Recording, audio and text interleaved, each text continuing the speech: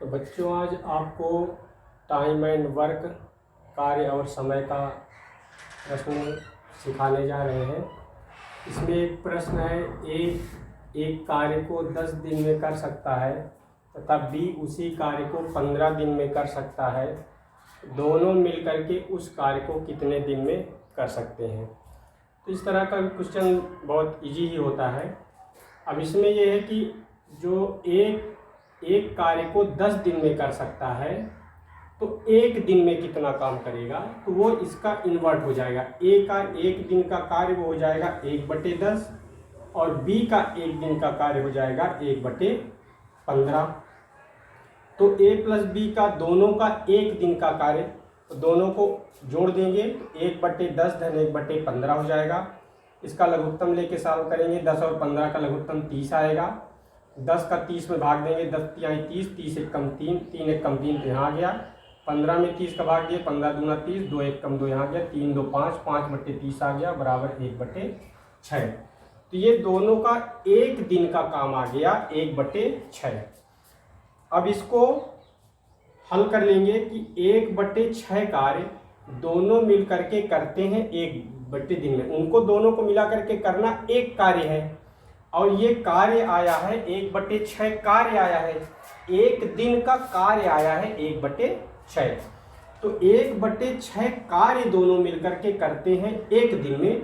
तो एक कार्य जो हमारा काम है, एक पूरा कंप्लीट काम है, वो एक कार्य कहलाएगा। तो एक कार्य कितने दिन में करेंगे, तो इसको जब चूंकि और सही के सवाल से सब करते हैं तो चूंकि 1/6 कार्य दोनों मिलकर के करते हैं एक दिन में, इसलिए एक कार्य करेंगे।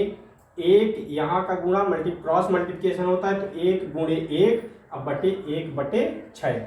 अब चूंकि ये 1/1/6 है तो जो बटे के बटे में होता है वो संख्या ऊपर हो जाती है, इसलिए 6 ऊपर पहुंच जाएगा। तो आ गया 6 दिन में।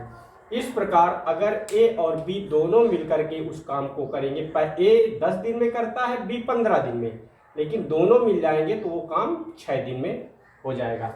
इसका एक सॉल्व करने का ट्रिक भी है कि आप डायरेक्ट कर सकते हैं। जो काम यहाँ पे किया गया है वही काम कि 1 के बटे में ही, चूंकि एक काम है और वो दिन है तो वो इन्वर्ट हो जाएगा। एक दिन और एक कार्य इन्वर्ट हो जाते हैं कि एक कार्य को 10 दिन में करता है तो एक दिन में कितना करेगा, तो ये 1/10 हो जाएगा। तो इसलिए इसको भी इन्वर्ट करके लिए 1/10 और 1/15 दोनों के एक दिन के कार्य को बना करके और उसको 1 के बटे में लिख करके ऐड ऑन कर देंगे तो यही आ जाएगा 1/1/6।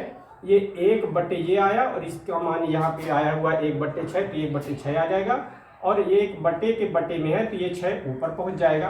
तो आ गया 6 दिन। इस तरीके से अगर आप किसी कॉम्पिटिटिव एग्जाम दे रहे हैं तो आप डायरेक्ट इस शॉर्ट ट्रिक से इसका आंसर फाइंड कर सकते हैं। इतना आपको करने की ज़रूरत नहीं है। और अगर आप किसी क्लास में पढ़ते हैं, आपके कोर्स में आपको पूरा सलूशन सॉल्व करना है तो आप इस तरीके से सॉल्व कर सकते हैं। तो बच्चों, हमारे चैनल विद्या ज्ञान क्लासेस विथ योगेन सिंह को सब्सक्राइब कर लें, लाइक कर लें और डेली नए नए वीडियो प्राप्त करते रहें। Thank you.